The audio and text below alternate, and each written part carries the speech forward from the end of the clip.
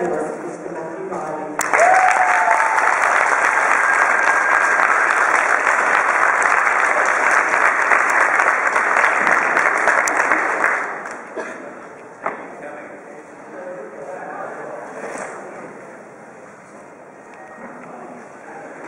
How are you all?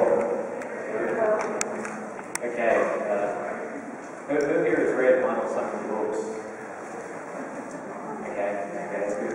It's just so I know how much to give away or not. Sometimes the topic of what happened in Scarecrow comes up. And there are... Who here has not read Scarecrow? Okay, that's enough hands, okay.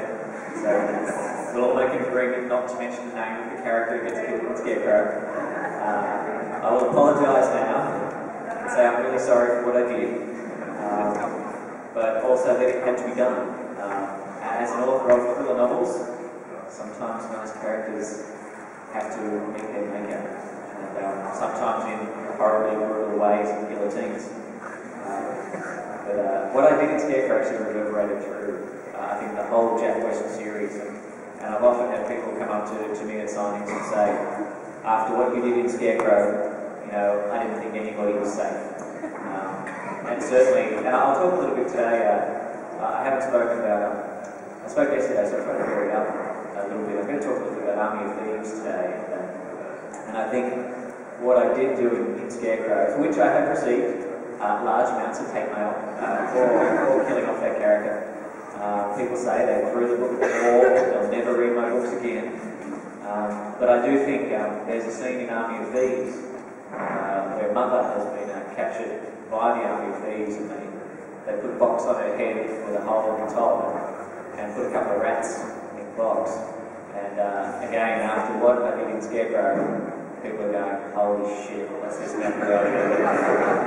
So, again, I won't give away what happens, but Army of Thieves is, it's about as hardcore as I've got. Pretty hardcore. I had a story today at the signing table. A lot of fans in WA read the audio books of my stuff. And those of you who've heard the audio book, Sean Mencken is a fantastic reader of them. Incidentally, I've never met him before in my life. I really should. He's a fantastic reader. But I had a young woman come to the signing table, and she said she was reading one of the books while she was driving here in WA, and she was getting so carried away with the book that she was speeding. And of course, then suddenly, you know, a siren pops up outside the road, and a policeman pulls up behind her and pulls her over. And I kid you not, she said, I'm really, really sorry. I was listening to this Matthew Reilly book on the audio. And he went, okay, never mind. I have got people off speeding tickets. I suppose you've got to get the cop who might be a Matthew Reilly fan. Just sort of to take it back a little bit, I've often mentioned that people are quite aware of how I got my start. I self-published contest, and that story is quite well known. But sometimes less well known is why I wrote the contest. And during my teenage years, I saw every action movie you could find. I was born in 1974, so when I was at that sort of pivotal age between, say, sort of 7 and 14, I was watching Star Wars, Empire Strikes Back, Raiders of the Lost Ark, Aliens, Predator, Die Hard. And so these were the films which really inspired me. I'm a particular fan, and those of you who've read the books will really get this. I'm a particular fan of the scene in Die Hard where Bruce Willis is on the roof of the building, and the chopper is up there with the nasty FBI agents, and they're going to shoot him. He's realised that the whole roof is white supply. And he grabs the fire hose and he stands on the edge of the building. Now, if you jump off a building with a fire hose attached to your waist, you're probably going to die. But if you stay on the roof, you're certainly going to die. So the choice that John McClane faces is probable death or certain death. So you take probable death and you jump off the roof. The roof blows, it engulfs the chopper, he goes down the side of the building, he kicks the window, but the window won't break. So he has to kick himself away, shoot the window, swing in through the window, crash through the glass, land. But then the fire hose reel falls off the top and goes down and starts dragging him out through the open window. And so he's got to undo it before he gets out. And I love that scene because this is, to me, what heroes do.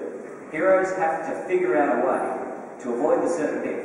And as you read my books with Scarecrow and Jack West and even Stephen Swain in Contest and William Racing Temple, it's what do you do when it's certain death facing you? You have to go and do probable death because it's just better.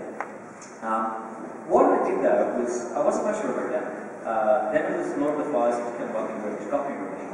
And once I found out reading was good, I went and read Michael Crichton, Tom Clancy, John Grisham, Jeffrey Archer. I loved the pace of Crichton, and I loved the ideas of Clancy. And I still love the ideas of Clancy. It's just you have to read 700 pages before you get to the action scenes. And I've tried Hustler, and I'm not so much of a Hustler fan, because I've found with other action authors, you have an action scene and a rest, and an action scene and then a rest.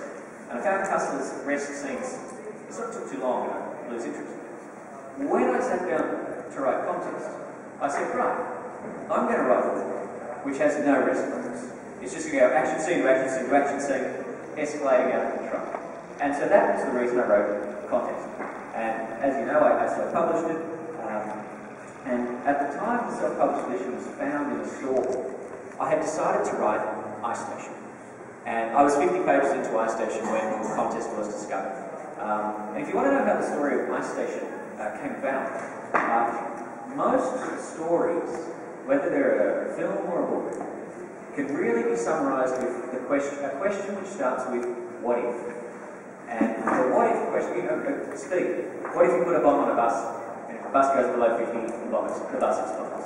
So the answer to the question is, you do everything you can to keep the bus above 50. And that's your story. With Ice Station, the original question I had was, what if you discovered a spaceship buried somewhere in the Earth? And my answer to the question was, well, you'd put a warehouse over the top of it, put a fence around it, guard with the military, call it Area 51. Now, that's not a very satisfying story. But as I was reading about the world, I was reading about Antarctica. And Antarctica is the only place on Earth that remains which belongs to no one. And so I rephrased the question and said, what if you discovered what appears to be a spaceship buried under the ice in Antarctica? And the answer to that question is very different to the original question. The answer to that question is, you'd send in your best troops to go and grab it. And anybody else who found out about it, maybe your allies, they'd send their best troops to go and grab it as well. And suddenly, you get a great military free-for-all in Antarctica, which is my book, Ice Station. So you can analyse a lot of stories with that question of what if, and often that is the way I will start any new project. What if you did this or that? A few other tidbits. I'll leave plenty of time for questions because I usually leave woefully adequate amount of time for questions. So please gear up for a question. Hovercar racing. I haven't mentioned Hovercar racing this weekend. As many people know, Hovercar Racer is the book I wrote for younger readers. Walt Disney Pictures paid me $1 million for movie rights, so woohoo. That was great. Hovercar Racer to me, it's just like the other books. It just doesn't have the swearing or fights. So you can give it safely to a 10-year-old and you don't have to worry about them saying, Mummy, Daddy, what does the word motherfucker mean? The thing though, what I like about Hovercar, it's set in the future where they're racing these sort of rocket-propelled cars at about 700 kilometres an hour. I've designed it so that every race has this sort of nail-biting finish. What I like most about Hovercar is that Hovercar, of all my books, it's got the most heart. It's got Jason Chaser and his brother the Bug as they race these cars. And I very deliberately made the cars two-man cars. They were not going to be one-man cars. Because having a guy driving a car where he can't talk to anybody is really boring. And I fully admit that Top Gun was a real inspiration to Hovercar racing, because part of the fun of Top Gun is listening to Maverick and Goose talk while they are flying these fighter jets. And so that was a real inspiration for Hovercar racing. What I also like about it is the family in Hovercar Racer is pretty much based on my family. And there are some scenes in Hovercar which are born out of real life. There is a scene in the book where Jason and the Bug run out of gas, basically a few hundred yards short of the finish line. And so they start pushing the car down the last 400 yards of the track. This actually happened in a similar way in a Bathurst 1000 race. I think it might have been 1973. where a guy ran out of the pit straight. If you Google it, it's some of the most fantastic imagery you see. He has to push the car into the pits, but they can't help him. And so you've got this one guy pushing his car, this Peter Brock's co-driver, and he's pushing this car with all his might. Once he gets over a line, all the pit crew can jump and help him. And once he gets it over the line, he literally collapses on the road as the pit crew grab the car and push it away. And that was the inspiration for the scene in Hovercar, where Jason and the boat pushed the car over the line. There is also one of my crowning achievements in all of my books in Hovercar, which is the Bradbury principle. Those of you who read Hovercar will know it. There is a scene in Hovercar where Jason and the boat, they've got to start the big race, but they are coming stone motherless last. And really they're so far behind, they can pick it up. They can turn the car, they can slow down the car, pull into the pits, and give up. But the whole theme of that book is you never give up. You always go through to the end of the race. And the Bradbury principle is that you never know that on the final turn of a race, everybody else could crash, and you could go right past them. And it is actually named for Stephen Bradbury, the Australian short speed skater who won Australia's first Olympic gold medal at I think it was the Salt Lake City Olympics, where on the last turn of the race, he was well behind everybody else, and he really could have given up. On the last turn, everybody else crashed into the walls, skated past, and won Australia's first gold medal. So, if young people read Hovercar, I hope they're getting the Bradbury principle from that. At a time. It's youth is the best asset you can have, and to be young, stupid, and naive is my biggest asset. I honestly thought contest had the goods, and I got a $5,000 loan from the credit union to print the copies of contest. And worst case scenario, if I didn't sell a book, I'd be paying them $65 a fortnight for however many years. So that was the risk I took. And some people have asked me where did the self-belief come from? I have no idea. I asked my parents, I said, what did you do to make me think, I was bulletproof? Because I really did. I honestly thought I was bulletproof. And I look back now and I think it was 1,000 to 1 shot. Thinking if I got this book in stores, a publisher would see it, see my genius and bring up the number on the copyright page. One publisher did that. And the store where she found the contest, which was in the main shopping strip in the middle of Sydney, that store's been ripped down now. It's no longer there. So the odds were astronomical. I honestly don't know what the answer is. Sometimes a bit of youth and self-belief is a great advantage. I actually would sit, I was working at a law firm at the time, and I would sit in the front seat of the bus, the public buses in Sydney. There's a seat at the front which faces everybody else. I would sit in that seat facing the bus, reading a copy of the contest.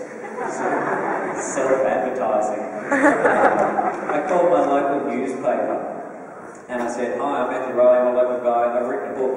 You should do a story of me." And so they sent somebody up to do a story of me. So, part of being an author is, even now, it's sitting up here, speaking about the books, talking about them. There's a real onus of anyone wanting to write books. You do have to understand that part of being the author is also going out on radio and telling people that your book's out there. Because if you don't tell people your book's out there, even a self-published online contest, you're at the mercy of browsers. And it's just not going to be done. Hi. Oh, you got your costume on. I did. You mentioned earlier in your talk today about writing a male version of Mother. Do you have a plan to, or would you consider writing a book with a main female character, like the female version of Scarecrow or Jack West, who leads her own team and is kick-ass? I may, actually. It could even be the next one. Yes!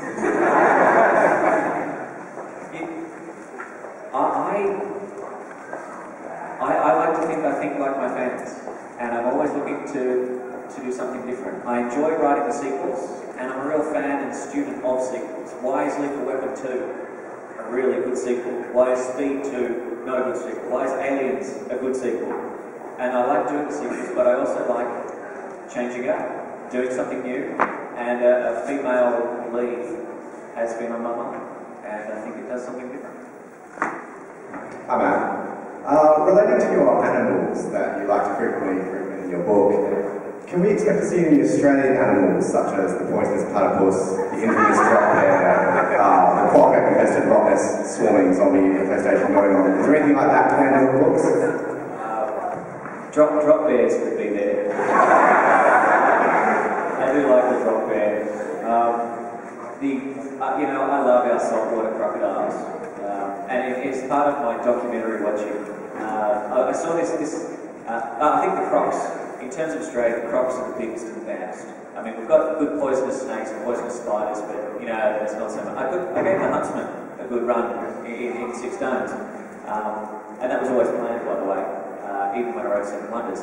But there's a documentary with crocs. They built this river in the Northern Territory.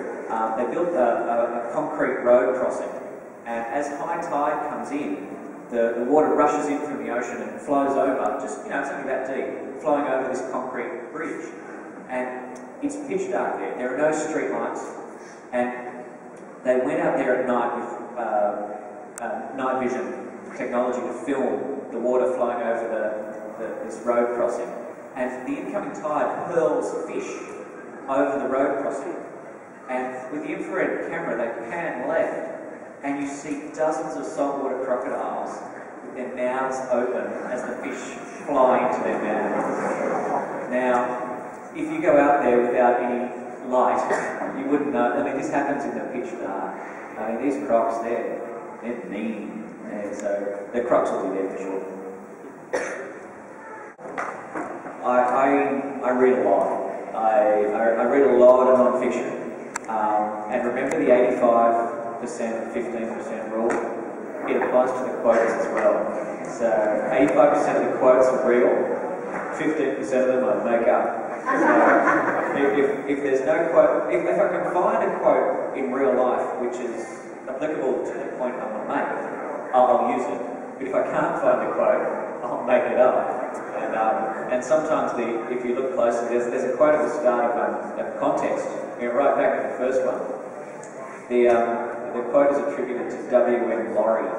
The publishing company was W.M. Laurie & Co., which is William Morris Laurie, who was an Australian cricketer, and Bill Laurie.